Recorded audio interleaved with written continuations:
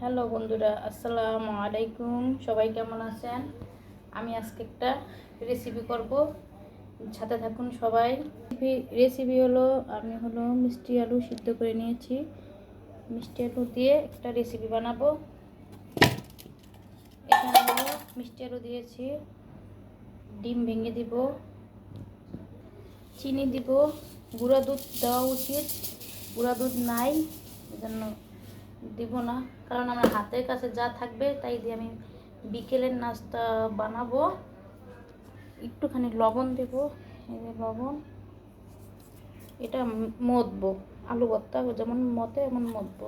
ওইদিকে আজান দিচ্ছে, একটু পরে কথা বলি।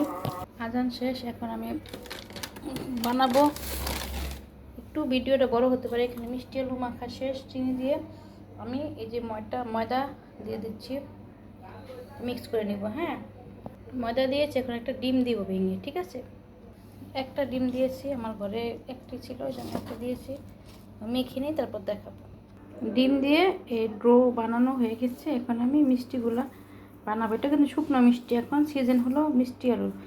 যারা মিষ্টি আলু সিদ্ধ খেলে বুক শিশায়, তাদের জন্য এই খাবারটা দরকার। আমি এই যে এতটুকু আটা নিয়েছি, মানে ডো বানাইছি যে রুটি বানানোর মতো, এগুলো হাতে এটা করবো, গোল করব। আর এখানে হলো ময়দা ছিটিয়ে দিয়েছি রাখার জন্য। এই যে আমি ডোর গোলাকার করেছি, এটা ভাজবো।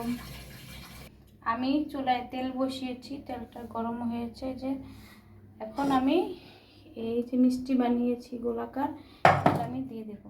এটাকে আমি নাম দিয়েছি মিষ্টি, কারণ এরকম আমি প্রায় সময় বানাইয়া প্রতি বছর খাই। বিসমিল্লাহ।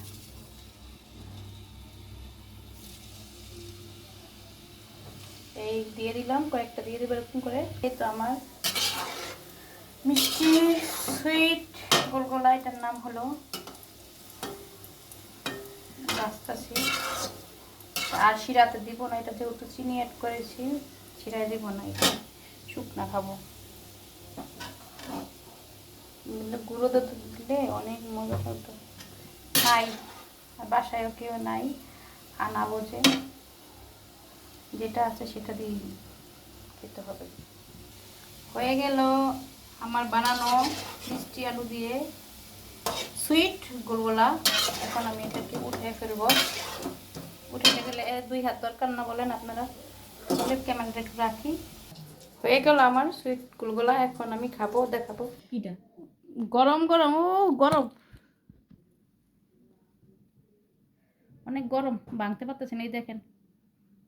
ধন্যবাদ সবাই, ভিডিওটা একটু দেখবেন। হ্যাঁ, অনেক কষ্ট করে বানাইছি আজকে আমি।